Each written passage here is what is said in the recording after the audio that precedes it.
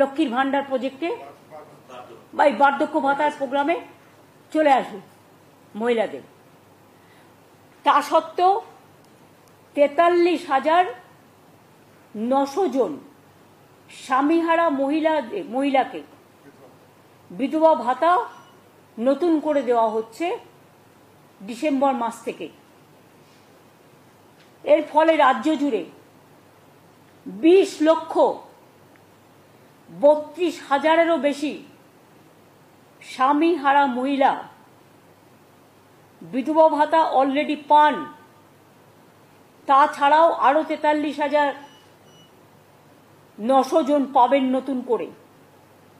এর জন্য রাজ্য সরকারের প্রতি বছর খরচ হয় 2,450 কোটি, এবং এবারের খরচটা দেয়া নেই, সেটা নিলে আরো বেশি হয়ে যাবে, এইটা 3,000 কোটি টাকার মতো হয়ে যাবে। অর্থাৎ বিধবা ভাতাও নতুন করে পাবেন ডিসেম্বরে আরো 43,000 যারা নাম লিখিয়েছেন। বাদ বাকি আরো যারা থাকবেন, কাউকে আমরা লক্ষ্মীর ভান্ডারে অ্যাডজাস্ট করব, কাউকে সংখ্যালঘু দপ্তর আছে, ওদের একটা প্রোগ্রাম আছে, কারো ট্রাইবেল ডিপার্টমেন্ট আছে। এটা আমি পুরো সার্ভে করে দেখে আস্তে আস্তে আস্তে আস্তে টেক কেয়ার করব।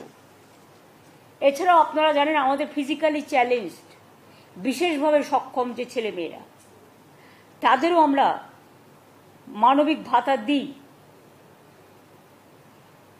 আগামী ডিসেম্বর মাস থেকে আরো 19,000-এরও বেশি বিশেষভাবে সক্ষম মানুষকে মানবিক ভাতা দেয়া হবে। এর জন্যও কিন্তু বাড়তি আমাদের প্রায় 23 কোটি টাকা খরচ হবে। এখনই রাজ্য জুড়ে 7,50,000-এর বেশি বিশেষভাবে সক্ষম মানুষ মানবিক ভাতা পাচ্ছেন, যা প্রায় 900 কোটি টাকা ব্যয় করে বছরে।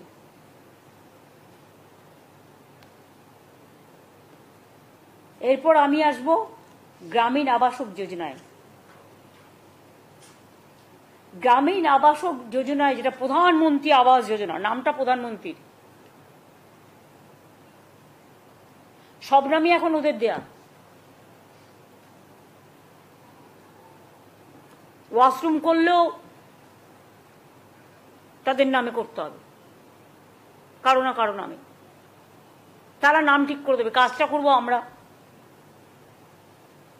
জল পরিষ্কার করবো আমরা, ওয়াশরুম পরিষ্কার করবো আমরা।